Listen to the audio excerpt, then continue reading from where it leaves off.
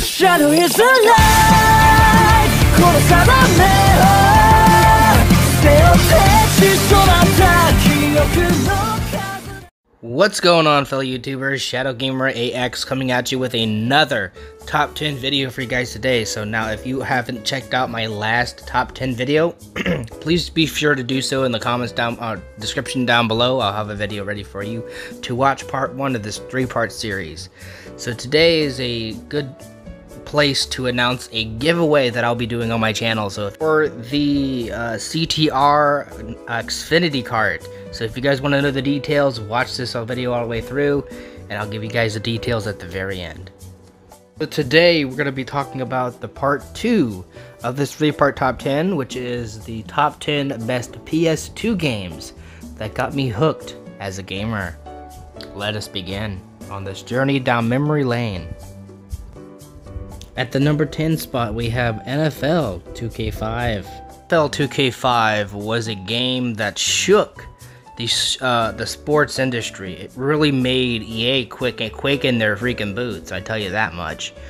For the games that were produced at the time, there was a couple of, I would say a couple of developers working on football games at the time, when that was 2K. I think Sega had a crack at some of it, but the main players were 2K and EA. At the time, PS2 games were kind of like low graphic. We didn't have the technology like we do now to make it real and lifelike, until we hit the PS3 era and PS4 era. But for what it was great. They had this feature where you're able to view the helmets through the player's eyes and helmet, where he's looking on the field, which is really a good mechanic to have. I really enjoyed it for what it was. They had the crib mode, and everything about the game was spotless. And to make matters worse on EA's part, it was a $20 game that they released when it first came out. So NFL saw that and said, you know what, we're not going to have people charge $20 for our brand. So they signed a deal for EA to release it for $59 a pop. But you all know how the rise and the fall of EA, so I don't really need to get into that in this video. But for what it was a fun, great game. At the number 9 spot, we have GTA Vice City. This was a game that I was introduced to in my early years in high school. I had a friend, and you also may know his channel, Everything Gaming Nerd 94, aka Joey. He's a wonderful person, and he's a wonderful YouTuber. Check him out, by the way. He was actually the one that got me into Vice City, apparently. And I was playing a PS2 game on PS3, so back then you had backward compatibility or something like that. But Vice City was absolutely fun to play, not just because of the story, but mainly because of the fun cheat codes you were able to do with the game. And I kind of miss that to this day. I mean, we haven't really gotten cool cheat codes in a long ass time, and they been kind of irrelevant in this day and age. So, you know, if you don't have a console if you never had a console back then, in like the PS1, PS2, you know, you really wouldn't know what I mean by that. So I'd recommend you guys checking them out if you get a chance. In the number 8 spot, we have NASCAR Thunder 2002. Now, this was a game that really got me into NASCAR, and I was always a NASCAR fan way back when Jeff Gordon and Dale Earnhardt were at each other's throats. That was the year that NASCAR had a big fan base for the two, and when he died, was kind of a shame, to say the least. He was a great driver and a great rival to Jeff Gordon, and but nevertheless, the game was very phenomenal, and it was the first of one of many games over the years that EA worked on that were exceptionally good. Now down the line, it wasn't that great. They started taking things. They kind of did what the NCAA football kind of thing did, where they took features out and put new ones in, that kind of shit. So. For what it was, like I said in the 2K one, for what it was a great game overall, and I really enjoyed all the secondary paints you were able to equip, and legendary races I think you were able to do. But again, it's been a long time since I played this game, and for what it was a great game. Speaking of great games, at the number 7 spot, Need for Speed Hot Pursuit 2 was the game that got the trademark of Need for Speed on the map.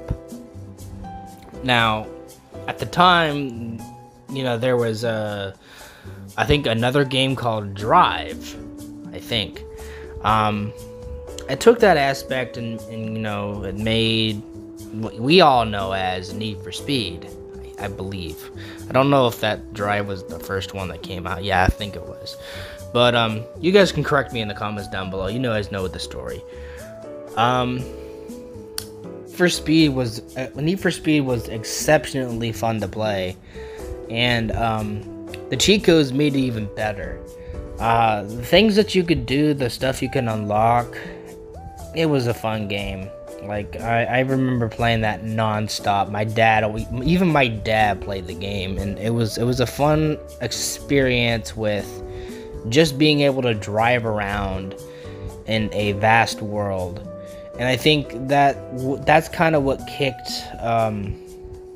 Need for Speed Most Wanted off, because in my eyes, that was a good game. That's what Need for Speed is supposed to be. Need for Speed is supposed to be like an arcade style racing game, and full of life and just straight to the point with zero plot stuff and zero stories, which kind of killed the franchise later on down the line, and so on and so forth. But nevertheless, it's great. It's a great game. Number 6, we have Crash Twinsanity. Now this, if you recall, Crash Bandicoot games were kind of in a decline after Wrath of Cortex, and really what came after Twinsanity. But the only gripe I have with the game was the uncontrollable camera rotation. I thought that was kind of annoying at times, but the story was fun and energetic, and it was something that I really enjoyed, because it was the first time we had where Crash was able to free roam no matter where he is, and not level based, and it was good. It was fun for what it was. I thought they could do a little bit better at the end of the day, but it was a good franchise nonetheless. At number 5 spot, we have Gran Turismo 4.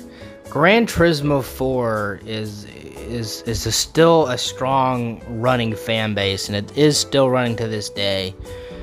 I remember back when Christmas was around and I was still in like elementary school or middle school.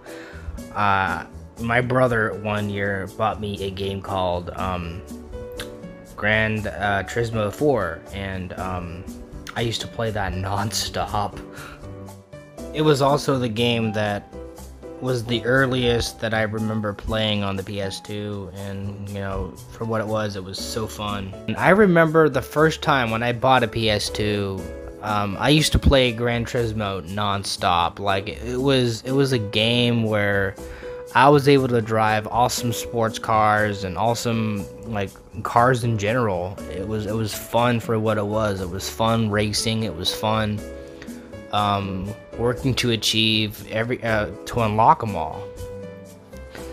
And that was kind of the earliest game that I even remember playing on the PS2, which was Gran Turismo 4.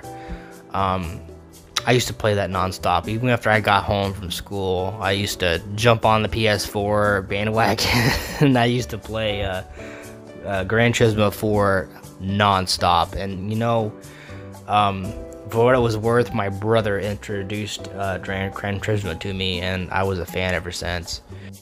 At the number 4 spot, we have Burnout III Takedown. Okay, riddle me this, Batman. How many games had a feature to where you're able to race and kind of crash course cars and trucks? No, 0 at the time. 0. I don't think there's still. I think there's still a 0 to this day. This game was hilariously fun. It was one of the best games I've ever played, and I can tell you, you're gonna have a fun playing this game no matter where you are. Mark my words, it's a great game. Now, the only gripe I had with it, if I remember correctly, like, there was a level or a race where I just couldn't get past. It kind of irritated me though, but it was a challenge. But needless to say, to this day, I never really completed it after I lost the game, so somewhere down the line. But I never completed that mission, even though I wished I did. But it was fun. The shortcuts you can take, the burnout juice you can pretty much burn. It was fun. Taking down cars, crash coursing them, it was great. Highly recommend it. Number 3, we have the snowboarding franchise known as SSX 3. This was the first snowboarding game that was a free roam game, and it was available on Xbox and PS2, GameCube, all of the last gen consoles. Well, at the time. What made SSX snowboarding game very, very popular and very, very good was, you know, and I always was a fan of SSX. 1, not so much as 2, but 3 was very good for what it was. And I had a lot of fun free roaming, doing tricks, and running down mountains. It was great. The characters were kind of fun in a way, and I really hope I could even get the game again, and the soundtracks were really good. I think it was the first time I was introduced to Yellow Card at the time, so it was Way Away was the name of the song that was played in the soundtrack. But it was good for what it was. It was fun for what it was, and I would recommend it. At the number 2 spot, we have the NCAA football franchise. This was a game that I always loved as a kid growing up. Back then, I used to play these games non-stop with my father. I used to play exhibition matches, seasons. It was fun for what it was, and I really loved NCAA football games, and I still try to play them every now and then when I get a chance. I used to play them all the time on PS2. I play them on PS3. I still want to play them because there was a piece of history for sports games for me. And to me, NCAA games were unforgettable at the time. It was. At the number 1 spot, y'all know, is SpiderMan 2. The GOAT, the legend, the god of Spider-Man games. That game, there was so much you can do in the game, even after you beat the game, which was awesome and amazing. And for what it was, like, there were so many things. You were able to knock people off buildings. You were able to pretty much web yank them and hang them on top of a flagpole. That was fun, man. To me, those movesets that I really want on PS4 was that web hammer and being able to hang your foes or thugs on top of a freaking flagpole. That was freaking fun. How many games can do that? That was good. and you're able to toy with your opponent by webbing him in the face, and he goes, "Ah, I just cleared my eye. Get this freaking stuff out of my eyes." That was fun. I tried to record that at one point. But needless to say that, you know, I was unsuccessful. You know, it's hard. At the time, it was hard to hold a camera and play the game at the same time using both hands. But guys, a word is a word, a promise is a promise, and I will let you guys know the details of the giveaway that we're doing with the Crash Nitro kart with the Xfinity kart. Now, the way you can get this is to like the video, be a subscriber, and also comment down below your favorite game from the PS1 and 2 era. And also tell me why you like those two games in the comments down below as well. As well as entering the phrase Shadow AX giveaway. That way I know who's in, who's admitted, and who's not, or who's not running for it.